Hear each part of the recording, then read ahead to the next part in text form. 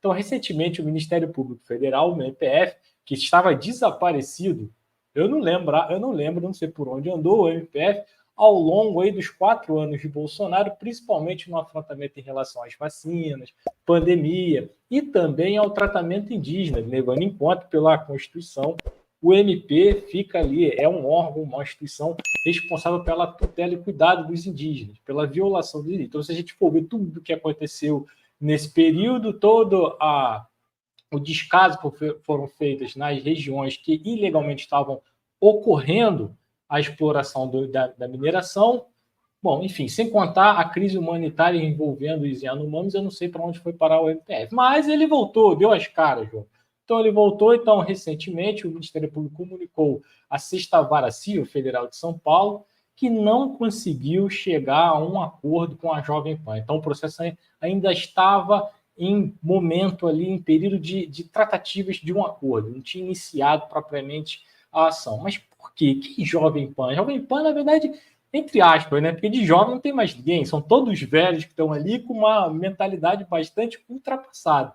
Para alguns, não é o canal Ponto de Vista, não sou eu, nem é amigo João, por alguns que chamam de Jovem Clã, em referência a KKK, do qual nós acabamos de falar, mas não somos nós que estamos falando, estamos apenas reproduzindo. Mas, enfim, esse processo movido na Justiça Federal, um processo civil na sexta vara, é em relação a uma ação que pedia a cassação da concessão pública desse grupo de mídia. Né? A ação estava suspensa desde outubro para negociações.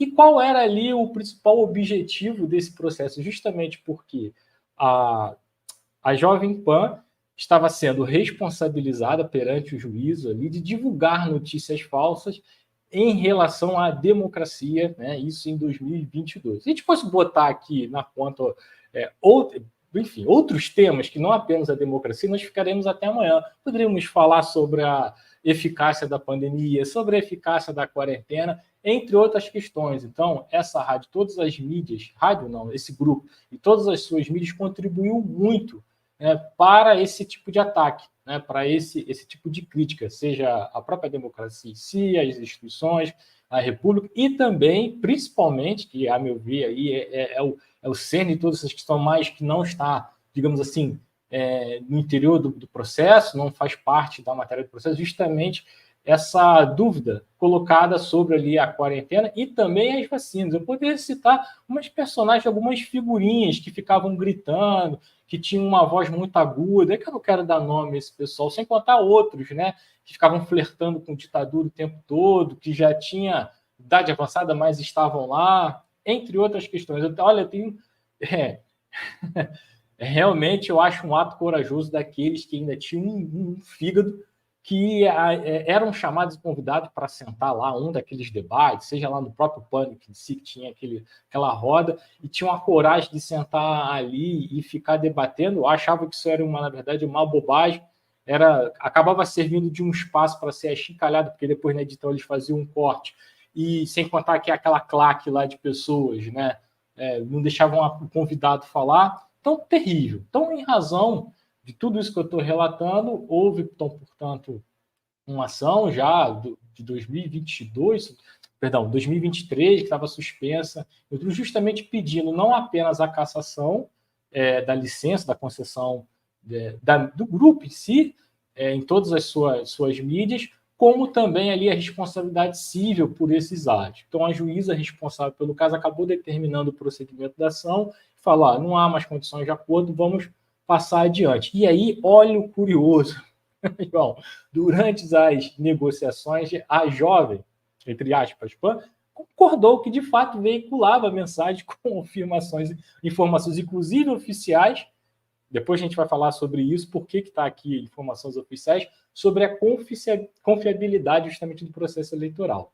Informações oficiais que, de certo modo, tamanho aí o volume de verba publicitária que o governo Bolsonaro jogou em cima da Jovem Pan, meio que se tornou quase que um veículo de imprensa do governo.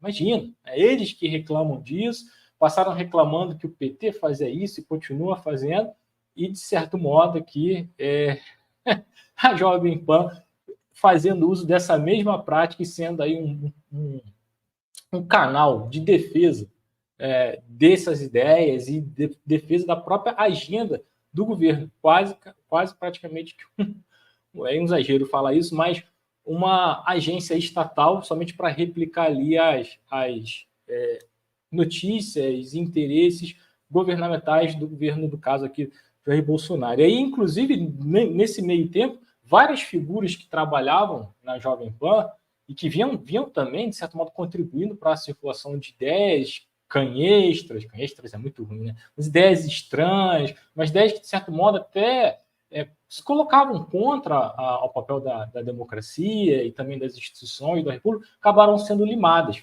Exemplo, Marco Antônio Villa, que todo dia de manhã ficava arrumando confusão com todo mundo, gritando e tal. De certo modo, depois ele mudou, porque na verdade ele foi chutado da Jovem Pan e ficou por aí, foi para uma outra rádio, voltou, não conseguiu se firmar, e faz umas pontas na SN, mas tocou lá seu canal. Depois lançou seu canal e se colocou ali contrário, a favor da democracia. Teve um livro também publicado sobre a ditadura, isso é bom falar, João, também muito controverso, que de certo modo, a meu ver, contribuiu muito para que as pessoas duvidassem de fato existiu ditadura no Brasil. Esse é um ponto que também precisa ser comentado. Vera Magalhães, que também foi chutado, mas essa aí eu acho que, a meu ver, ainda caiu para cima, foi para a Globo.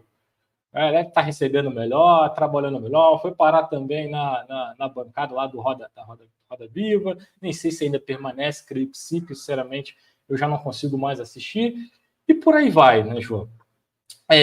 Bom, e aí depois que a própria Jovem Pan concordou e assumiu, ela, claro, ela está pedindo para que a cassação não seja realizada, a cassação pública, mas ainda assim o processo corre, e aí existe assim a possibilidade disso acontecer, e ao mesmo tempo o MPF pediu o pagamento de multas, né? Uma multa em torno de aproximadamente aí 14 milhões de reais, que, enfim, é um valor que é muito possível da Jovem Pan, o grupo Jovem Pan conseguir pagar. Nada que seja oneroso, obviamente, evidentemente oneroso, mas essas multas, quando são estabelecidas, até onde eu sei, elas são levadas em conta a possibilidade de elas serem pagas, né? Porque senão você torna aquela multa uma coisa inviável, na verdade você está tornando aquela multa ali uma coisa que a pessoa nunca vai conseguir escapar, ok? Bom, então, tirando os impasses desses acordos, agora o processo vai seguir, quer queira a Jovem Pan ou não, e tudo que ela possa fazer contrário ou não a esse processo. A meu ver, eu acho pouquíssimo provável que essa cassação da concessão pública aconteça, mas eu acho que a aplicação da multa, ainda que seja revista, o valor para mais, para menos, eu não sei se o valor pode ser jogado para mais, mas mesmo que seja para menos, eu acho que o pagamento da multa, muito provavelmente, dada a materialidade, a própria confissão da mídia em si, do grupo, então, de fato, vai acontecer.